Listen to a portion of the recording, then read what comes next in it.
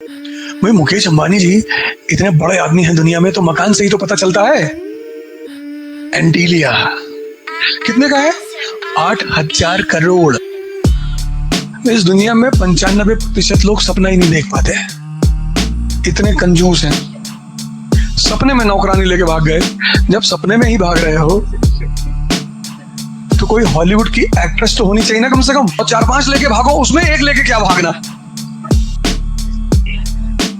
और तुम्हारा ये पूरा जीवन तुम्हारे सपनों पर टिका हुआ है, क्योंकि जो तुम्हारा सपना उतनी बाहर तुम्हारी हिम्मत।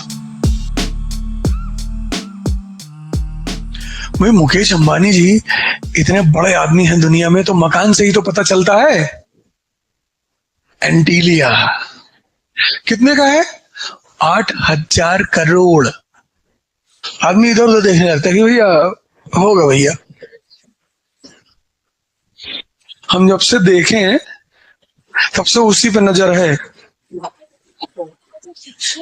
जब सपना ही देखना है तो छोटा मोटा क्यों देखें। इस दुनिया में 95% लोग सपना ही नहीं देख पाते, इतने कंजूस हैं। सपने में नौकरानी लेके भाग गए।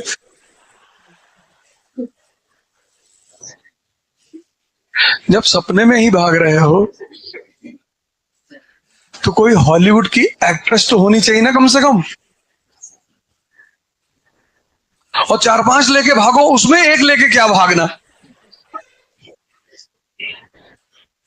और तुम्हारा ये पूरा जीवन तुम्हारे सपनों पर टिका हुआ है, क्योंकि जो तुम्हारा सपना उतनी बाहर तुम्हारी हिम्मत। ये तुम हिम्मत अलग अलग आदमियों में अलग अलग देखते हो ना, वो हिम्मत सपने से आती है, मोटिवेशन से नहीं आती, अंदर से आती है, अंदर से। सोच रहे हो इस देश पे कब्जा कर लेंगे, चला है गोली, दौड़ा लिए किसी चौराहे पे। वो हिम्मत कहां से आ रही है? तुम्हारे अंदर के सपने से। डॉक्टर अंबेडकर कौन से मोटिवेटर को सुनते थे? उनके समय कौन सा यूट्यूब था?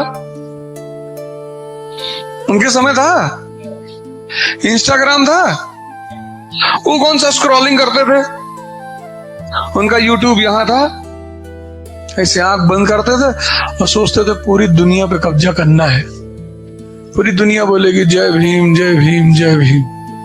बस पढ़ते थे बैठ के, और इतना पढ़ डाले कि उनके सामने कोई बोल ही नहीं पाया। तभी तो लोगों ने कहा कि ग्रेट ग्रेट। अगर लोग उन किसी के सामने बोल ले जाएंगे तो ग्रेट क्यों मानेंगे? कॉन्स्टिट्यूएंट असेंबली में बैठा है वो आदमी, ऑस्ट्रेलियन कॉन्स्टिट्यूशन, खड़े हो गए, 6 घंटा बोल दिया ऑस्ट्रेलियन कॉन्स्टिट्यूशन पे, बाकी लोग सो गए कि भैया बोल लो भैया, इन्हीं से करा लो भैया। तभी तो इज्जत मिली। तब थोड़ी SC/ST एक्ट था।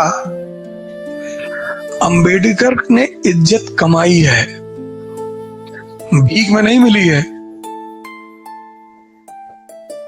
इसलिए मैं उनका सम्मान करता हूं।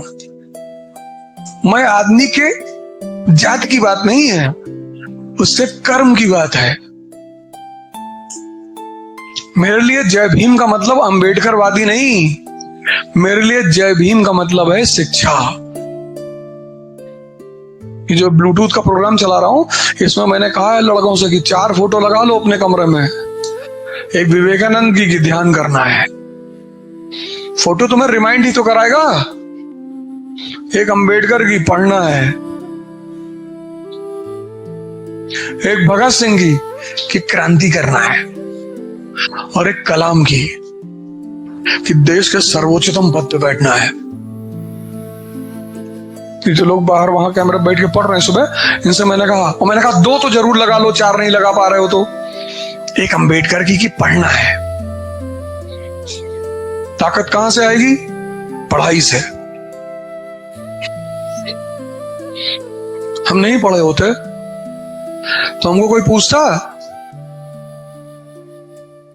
हमको लोग इसलिए नहीं पूछ रहे कि मैं ब्राह्मण कुल में पैदा हुआ हूं, लोग हमसे सीख रहे हैं। इसलिए मन में चाहे जो गाली दे दे सर झुका के, लेकिन पढ़ने जरूर आते हैं।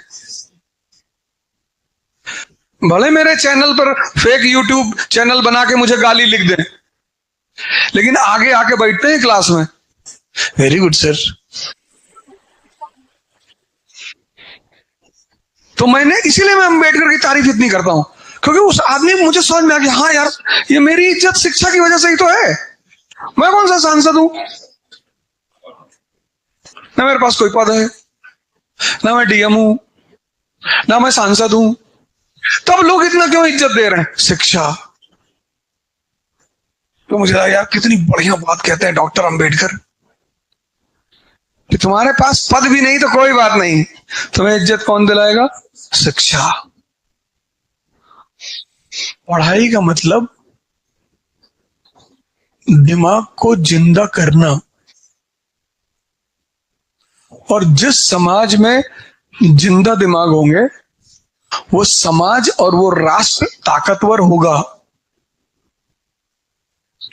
जिस समाज में मुर्दा दिमाग होंगे उस समाज को आराम से बहकाया जा सकता है। इलेक्शन आ रहा है,